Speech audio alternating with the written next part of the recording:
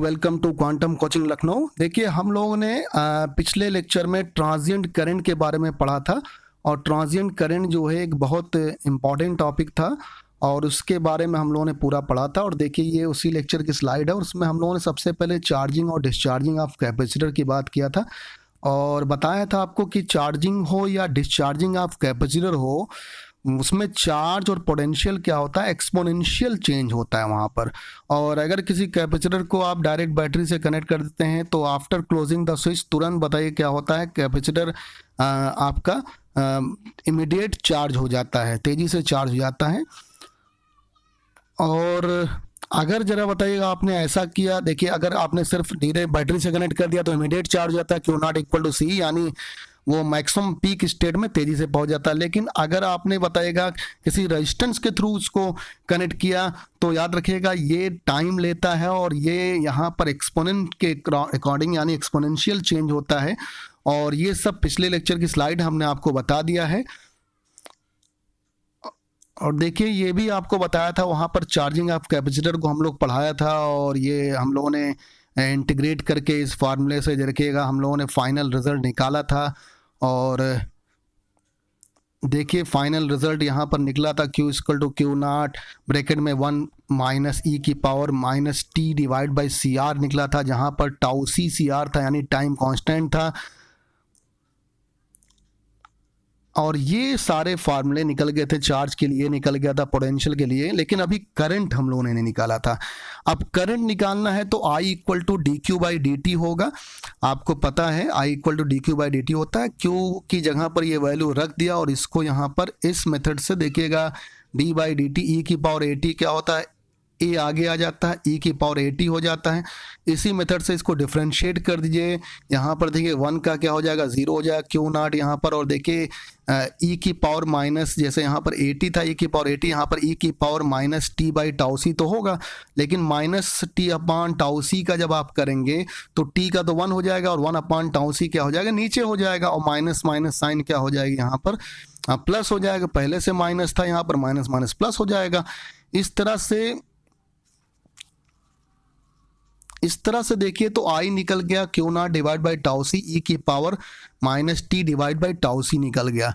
Q naught आप जानते हैं सी के होता है, tau C equal to C R के होता है, ये वैल्यू रख दिया, सी से सी कैंसिल हो गया। I निकल गया capital E divide by R और E की power minus T divide by tau C time constant है और E बाई आर जो होती है पीक वैल्यू करंट की होती है, तो I equal to i naught e की power minus T divide by tau c निकल गया।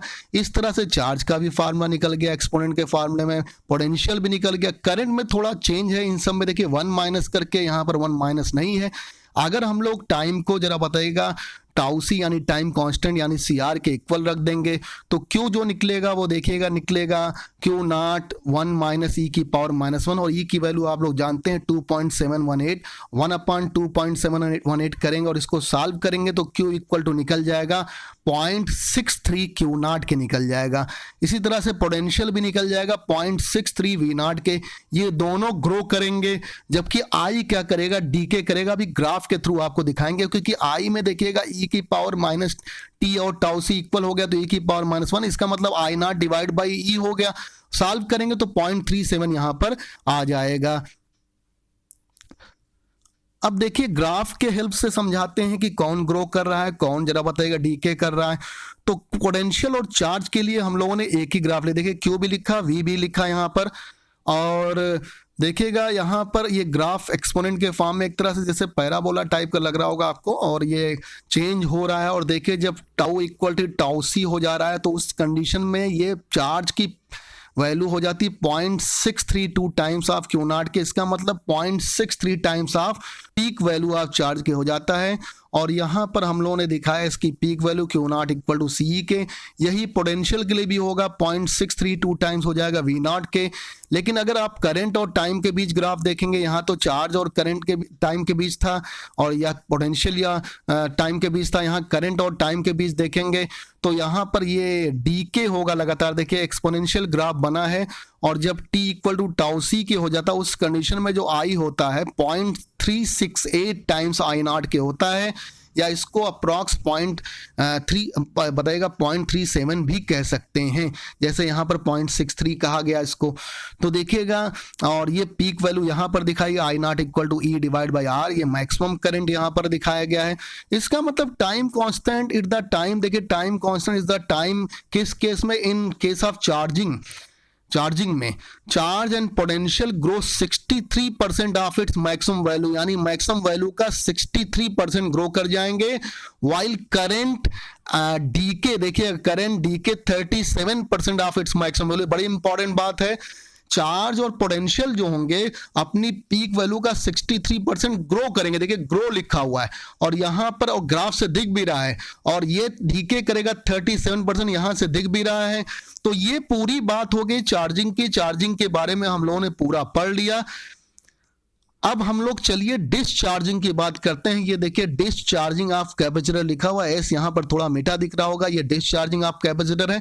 नॉर्मली जब हम लोगों ने यहाँ पर की को देखिए ओपन कर दिया तो ये डिस्चार्ज होने लगेगा। पहले ये पीक स्टेट पर होगा, स्टडी स्टेट पर होगा, धीरे धीरे ये इसका चार्ज जरा बताइए, लेकिन सडनली नहीं होगा। चार्ज यहाँ पर क्या हो जाएगा, जीरो हो जाएगा।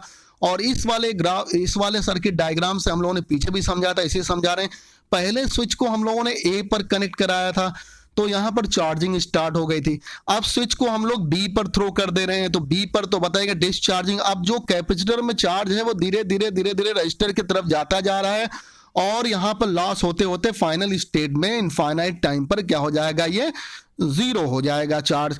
तो देखिए ये सी लिया गया, ये आर लिया गया है, और हम लोगों ने करंट की डायरेक्शन से यहाँ पर देखिए हायर डिसाइड कर दिया, लोअर डिसाइड कर दिया। ये हायर और ये लोअर हो गया जैसे डिसाइड करते हैं, और किरचॉफ के लूप रूल से यहाँ पर लेते हैं। देखिए ये डायरेक्शन लिया है यहाँ पर, और देखिए आप देखिए लोअर से हायर जा रहे हैं, प्लस में रखा क्यू बाई सी यानी वीसी रखा यहाँ पर, और प्लस आई बाय रखा, ये भी लोअर से हायर जा रहे हैं, इक्वल टू जीरो, यही किरचॉफ रूल कहता भी है। अब देखिए Q by C equal to क्या हो गया, minus D Q by D T, क्योंकि आई की जगह पर minus D Q by D T रख दिया और इंटू आर है। अब यहां पर देखिए minus D T divide by C equal to R D Q by Q हो गया। यहां से देखिए D T by C equal to minus R D Q by Q के हो गया। अब इसको यहां पर डिफरेंशिएट करना है, डी टी का डिफरेंशिएशन तो आसानी से टी हो जाएगा, और ये सी इधर जाकर सी आर हो जाएगा, माइनस सी आर, और डी एक्स बाई एक्स का आपको पता है लॉग एक्स होता है जैसे, तो यहाँ डी क्यू बाई क्यू का क्या हो जाएगा, लॉग क्यू हो जाएगा, और प्लस इंटीग्रेशन कांस्टेंट हो जाएगा। तो अगले पेज पर इसको देखते हैं। अगले पेज पर देखिए यहाँ पर t equal to minus C R और log q plus I integration constant, जो कि इनिशियल वैल्यू पर डिपेंड करता है। तो टाइम जीरो पर जब ये स्टार्ट हुआ था तो q क्या था, q नॉट के था, पीक स्टेट पर था, तो i की वैल्यू क्या आ गई, C are log base e, और q यहाँ पर आ गया, ये वैल्यू यहाँ पर रख दिया। देखिए इस वाले इक्वेशन में ये वैल्यू रख दिया, t equal to minus C R log q, c are log q naught आ गया। ये t लिखा हुआ थोड़ा सा मिटा हुआ दिख रहा होगा, t equal to minus C R log Q minus Q naught, minus C R को कॉमन ले लिया, यहाँ प्लस माइनस का माइनस हो गया। ये भी t लिखा हुआ है, यहाँ पर थोड़ा सा मिटा हुआ दिख रहा होगा, t equal to minus C R log क्या आ गया, क्यू बाई क्यू नॉट, क्योंकि log M minus log N क्या होता है, log M divide by N होता है। इस तरह से log Q divide by Q naught आप खुद देख लीजिए, minus T by C R, ये इधर टी लिखा हुआ है, जहां पर ये देखिए हम लोगों ने लिखा है ये टी लिखा हुआ, जहां पर लाइन रखे हुए, तो minus T divide by C r आ गया इस तरह से देखिए, और ये log Q divide by Q naught है। तो देखिए q divide by Q naught e की power minus T by C r आ गया। सी आर आप जानते हैं क्या होता है, टाउ सी क्या होता है, क्यू इक्वल टू क्या आ गया, क्यू नॉट ई की power minus T divide by tau c हो गया। और अगले पेज पर इसको हम लोग देख लेते हैं। नेक्स्ट पेज पर देखिए ये Q का फॉर्मूला आ गया। अब Q से हम लोग I निकाल सकते हैं, I equal to D Q by D T आपने रख दिया, फिर यहां पर Q का डिफरेंशिएशन कर दिया उसी रूल से। देखिए माइनस क्यू नॉट है, क्योंकि आप जरा बताइएगा ये माइनस टाउ सी नीचे आएगा, जिसको टाउ सी को यहाँ पर सी आर रख दिया गया है, तो बताइए माइनस आएगा, minus Q naught divide by C r e की power minus t tau c आ गया। इस तरह से यहाँ पर ये q naught divide by C r ही तो बताइए माइनस आई नॉट होगा पीक वैल्यू, तो आई इक्वल टू क्या हो गया, माइनस आई नॉट ई की power minus T divide by tau c. इसी तरह से i equal to v by r होता है, तो v equal to v naught e की power minus T by tau c. देखिए चार्जिंग डिस्चार्जिंग में एक मेजर डिफरेंस ये है कि करंट और चार्ज वहां पर 1 माइनस ई की power minus T by tau c आता था, जबकि यहाँ पर देखिए चार्ज में भी बस मल्टीप्लाई है ई की power minus T by tau c से, और यहाँ करंट में भी है और पोटेंशियल का भी फार्मूला उसी तरह से है। अगर हम लोग टी को टाउ सी के इक्वल रख देते हैं तो क्यू देखिए क्यू नॉट इंटू ई की पावर -1, और ई की वैल्यू आपको पता है 2.718 होता है, इसको डिवाइड कर दिए तो क्यू 0.37 टाइम्स क्यू नॉट के हो जाएगा, वी 0.37 टाइम्स, देखिए यहां दिख नहीं रहा है, 0.37 टाइम्स वी नॉट के हो गया, और आई माइनस 0.37 टाइम्स आई नॉट के हो गया। आप ग्राफ चेक करिएगा तो इस बार देखिए लगातार चार्ज कम होता जा रहा है, यानी डिक्रीमेंट हो जा रहा है। जब टी इक्वल टू टाउ सी के हो जाता है 37% अप्रॉक्स, यहां पर 0.368 रखना चाहिए था, यहां पर 0.37 मान लीजिए इसको, यहां 6 लिखा होगा, 0.368 पूरा था, तो आप कहेंगे 0.37 टाइम्स कितना हो जाएगा, क्यू नॉट का हो जाएगा। तो ये देखिएगा ये 8 लिखा भी हुआ है, ये दिख नहीं रहा है थोड़ा सा, 0.368 टाइम्स क्या हो गया, क्यू नॉट के हो गया, यानी यहां पर इस बार डीके कर रहा है। और ये देखिए आई निगेटिव से धीरे धीरे वैल्यू कम हो रही है, इसका मतलब बढ़ रही है, तो ये ग्रो कर रहा है। टाउ टाइम इक्वल टू जब टाउ सी के होता है तो ये 0.368 टाइम्स क्या हो जाता है, आई नॉट के। इसका मतलब टाइम कांस्टेंट फॉर डिस्चार्जिंग में क्या होगा, is the time in which charge and potential decay 37% of its peak value and current grow 37% of its peak value। और देखिए यही हम लोगों ने आपको बताया था कि इसमें चार्जिंग में करंट और पोटेंशियल ग्रो किया था, कितना 63% बताएगा पीक वैल्यू का, जबकि वहां पर बताएगा क्या डिक्रीज किया था, आपको पता होगा वहां पर डिक्रीज किया था। देखिए चार्ज और पोटेंशियल वहां ग्रो किया था, करंट डीके किया था वहां पर, और यहां पर करंट ग्रो कर रहा है 37%, ये पूरा हम लोगों ने देख लिया। और देखिए चार्जिंग और डिस्चार्जिंग को आप याद रखिएगा, मेन पॉइंट यही है, टाइम कांस्टेंट जो होगा डिस्चार्जिंग में is the time in which charge and potential decay 37% its peak value and current grow 37% of its peak value. इस फार्मूले को याद रखिएगा। और पीछे हम लोग आपको चार्जिंग का भी दिखा देते हैं।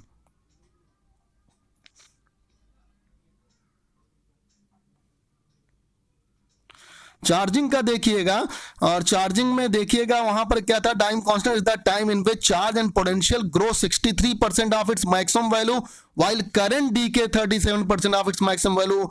तो दोनों का डिफरेंस समझिएगा, charging and discharging of capacitor खत्म हो चुका है सीआर सर्किट में।